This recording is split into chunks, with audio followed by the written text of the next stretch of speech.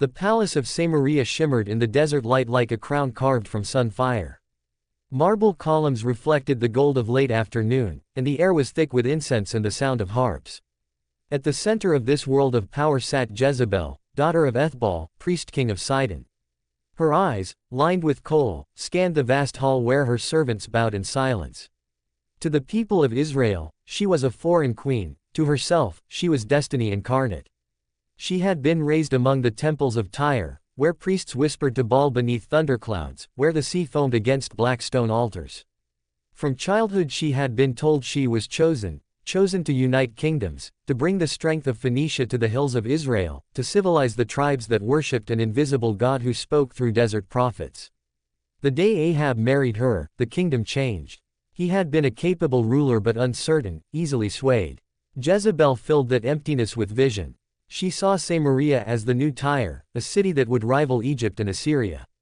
She imported artisans, masons, and idols. Temples rose beside the palaces, their roofs gleaming with bronze, their courtyards filled with dancers and the cries of priests. To Jezebel, faith was politics, gods were tools of power. She believed that Baal, lord of storms, gave fertility to land and people, and she would make Israel prosper through him, whether its prophets liked it or not. At first, the people murmured but obeyed. Ahab loved his queen and built her temple with royal funds. But with every brick laid, another piece of Israel's old faith crumbled.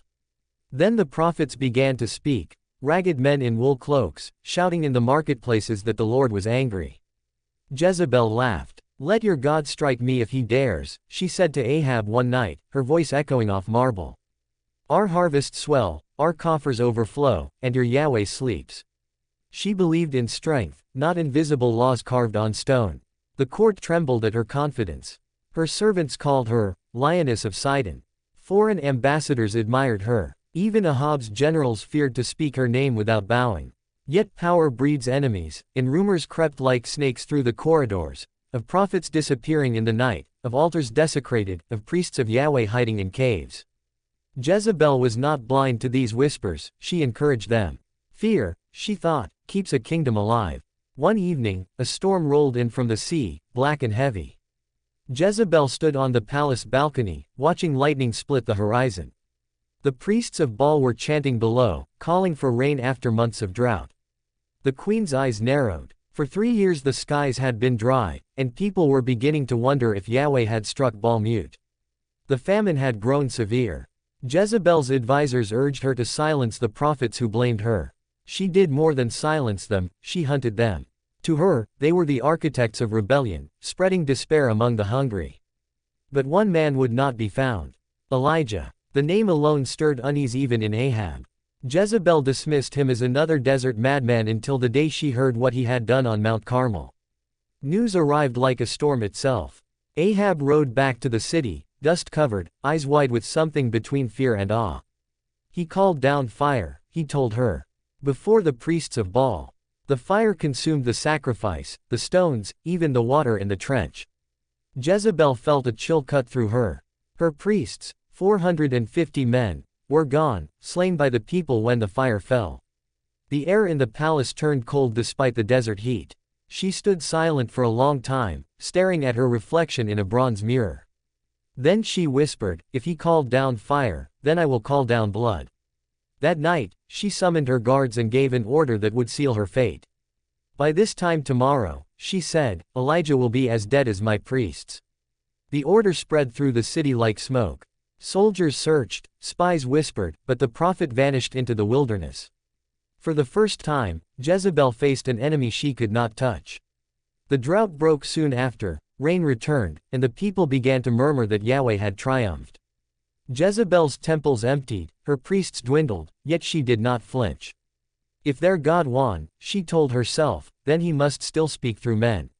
Men can be broken. Years passed, and power began to shift. Ahab's weakness returned, his heart wavered between his wife's fire and his own fear of the prophets. Jezebel watched him from the shadows of the throne room, frustration burning behind her calm smile. She had built this kingdom, yet its king trembled. One night she found him pacing before the window, staring at a vineyard near the palace walls. "Naboth," he muttered, "will not sell it to me." That vineyard would become the next turning point. Jezebel approached her husband gently, her voice silk. Are you not the king of Israel? Rise, eat, and be merry. I will get you the vineyard of Naboth. She forged letters in Ahab's name, sealed them with his seal, and sent them to the elders of the city, accusing Naboth of blasphemy. Within days, Naboth was dead, stoned by those who feared the throne more than they feared God. Jezebel stood beside Ahab as he took possession of the vineyard. See, she said softly, the crown bends to those who act, not those who pray. But there are things even a queen cannot bury. Soon another prophet appeared at the gates, Elijah again, gaunt and fierce. His words struck the air like thunder. Have you murdered and also taken possession? Thus says the Lord, in the place where dogs lick the blood of Naboth shall dogs lick your blood also. Jezebel stood on the balcony as Elijah spoke, her face a mask of calm, but her hands trembled behind the railing. For a moment, something like fear touched her heart, but she crushed it quickly. Prophets trade in curses, she whispered to herself. Kings and queens trade in power. Yet at night she dreamed of dogs, of streets running with crimson rain. She awoke sweating, her jewels cold against her skin. Still, she refused to yield. If the prophets would not stop, she would drown them in silence. She built higher walls, filled her halls with music, and surrounded herself with flattery. But deep down, she knew that words spoken in the name of heaven never die easily. Years later, when her son Ahaziah took the throne, Jezebel still ruled in spirit. Even as age touched her face, her eyes burned with the same cold fire.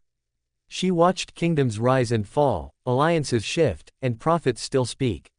Each time one appeared, she ordered their death. Yet with every execution, her name darkened a little more in the hearts of the people.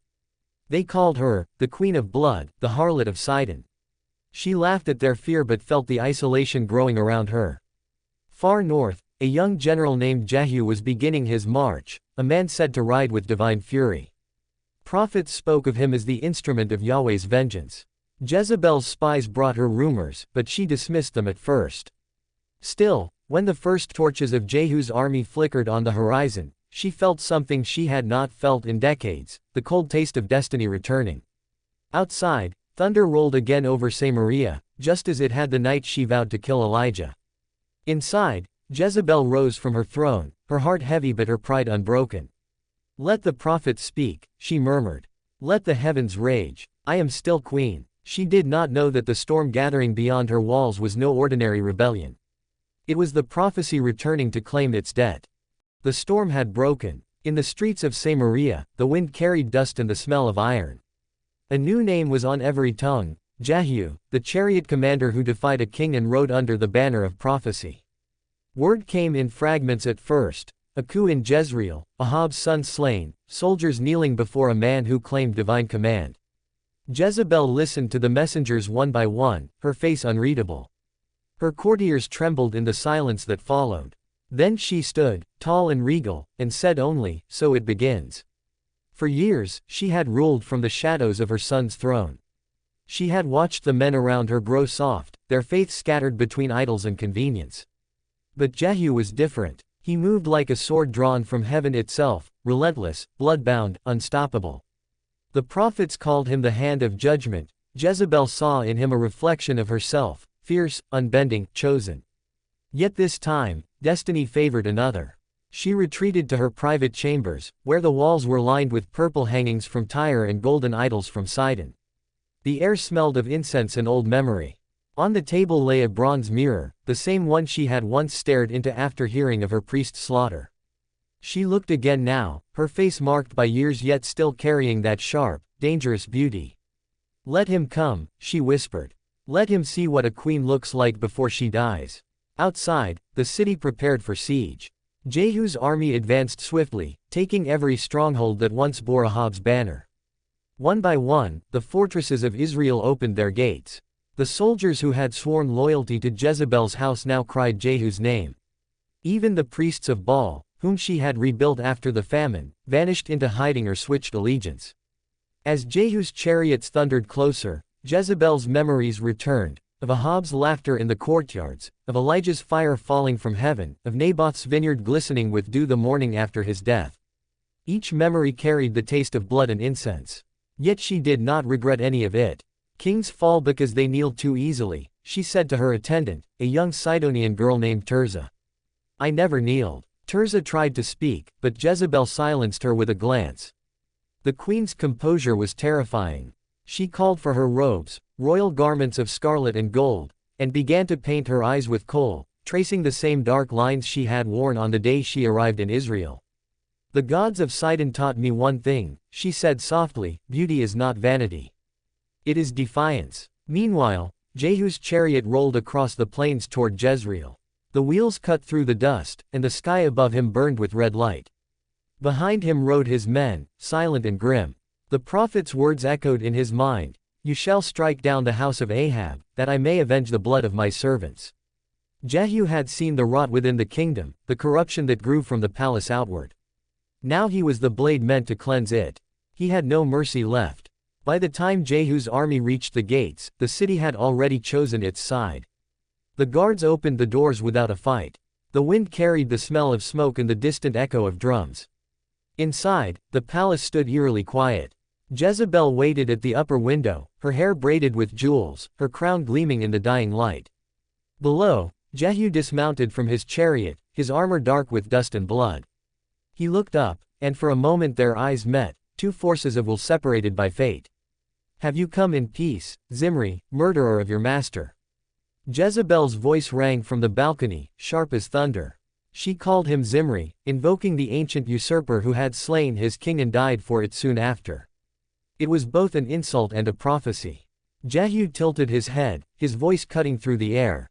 Who is on my side? Who? For a moment, silence. Then, from behind Jezebel, 2 or 3 eunuchs, men who had served her for decades, appeared in the shadows. They looked between the queen and the general below, their faces pale with fear. The world seemed to stop. Jezebel's lips parted, but no words came. She saw in their eyes that loyalty had turned to survival. Throw her down, Jehu commanded. The sound of footsteps, a brief struggle, a gasp that vanished into wind, and then the queen fell. The world turned red. Her body struck the palace wall, then the stones below. Blood splattered across the chariot wheels. Horses reared, and soldiers stepped back. For a moment, no one moved.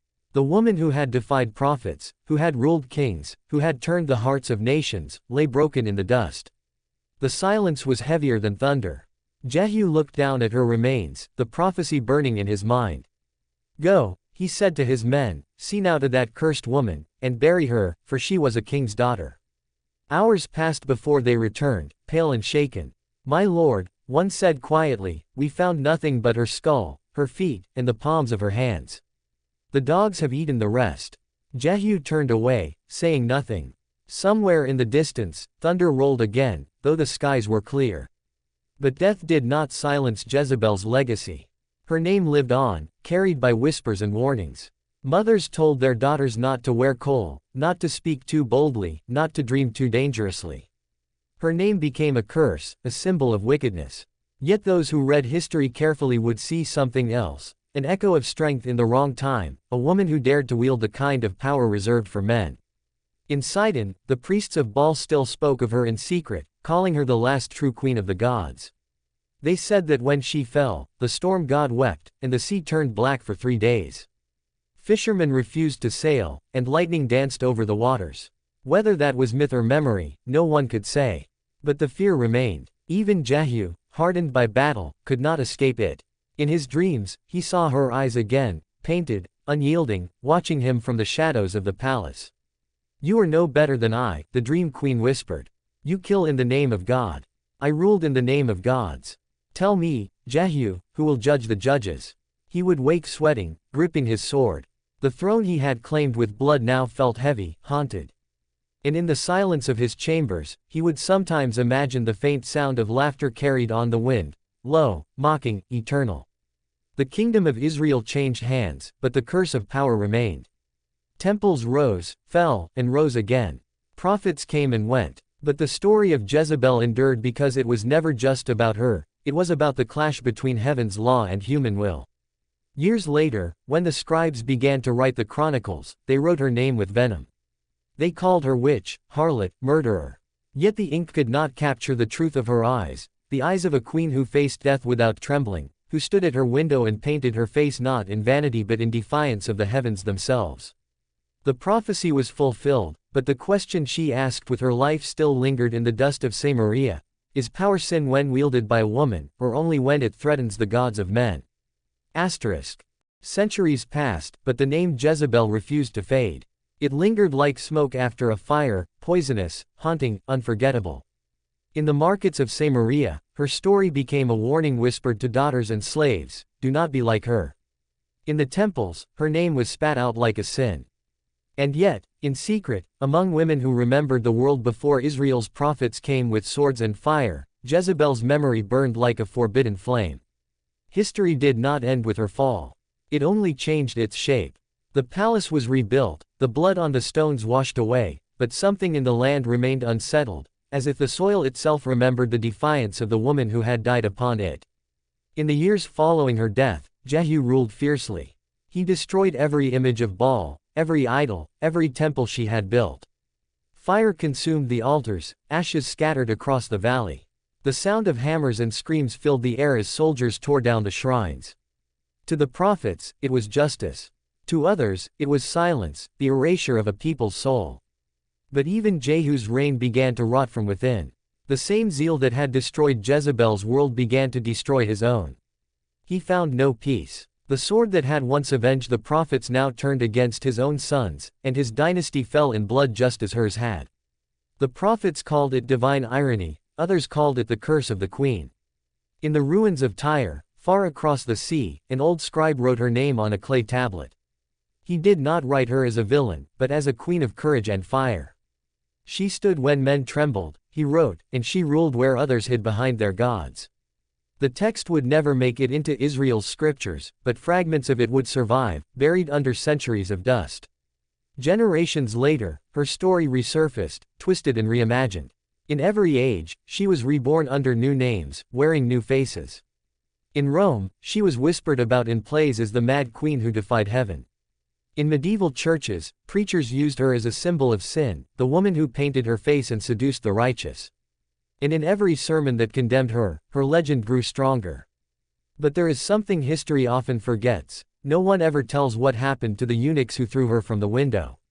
No one records their names. No one tells whether they slept that night, or whether her eyes haunted them as they dreamed.